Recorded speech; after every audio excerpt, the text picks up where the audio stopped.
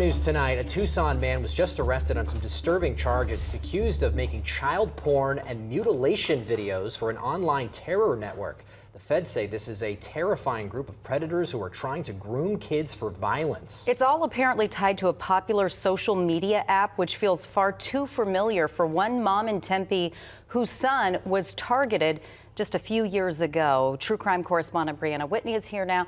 How far did this predator go online? Some of this I hadn't even heard of before. This really is the most dangerous of the online predators as it gets. This man at just 20 years old reportedly had young girls and victims mutilating their own bodies, sending pictures and believing he may kidnap and kill their grandmother. It's all a mental and emotional grooming that one Tempe mother said happened to her 13-year-old son too on the exact same social media app.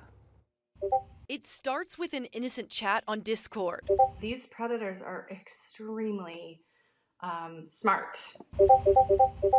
The messages become more often and more aggressive until they have what they want from their young victims: full emotional and sexual control. They know how to identify insecurities and things that are missing and be able to fill those pieces. Tempe mom Amanda Schneider says the recent arrest of a Tucson man for child porn and sextortion and the details behind it elicited a familiar response she had when her own 13-year-old son was sextorted. This case and these cases, as a mom, I just can't even, just complete anger. According to the Department of Justice, 20-year-old Baron Martin of Tucson, who went by the moniker Convict on the gaming and chat app Discord, was producing child sexual abuse material and cyber-stalking young victims as part of his participation in online terror networks known as 764 and Cult.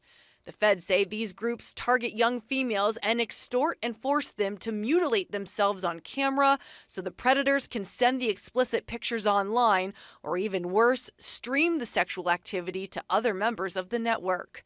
The ultimate goal of 764 ideology is to spread fear, create chaos, and disrupt society.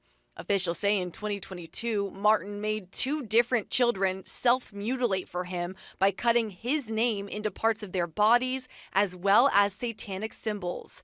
Court documents also say he cyber-stalked a 13-year-old and said he hired people to have her grandmother kidnapped and killed.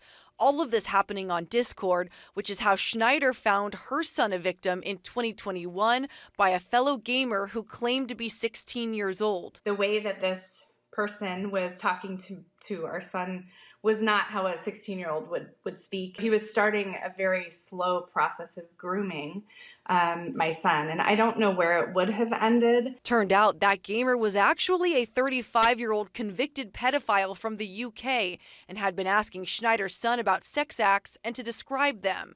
But she believes they stopped it before it went further. It's left trauma ever since. To this day, my son still has yet to talk to us about it. I think there's just been a lot of shame and just not wanting to deal with it. Schneider urges other parents to check in with their kids and trust if something doesn't seem right. I felt intuitively that there was something wrong, and I listened to it, and I'm so grateful that I did.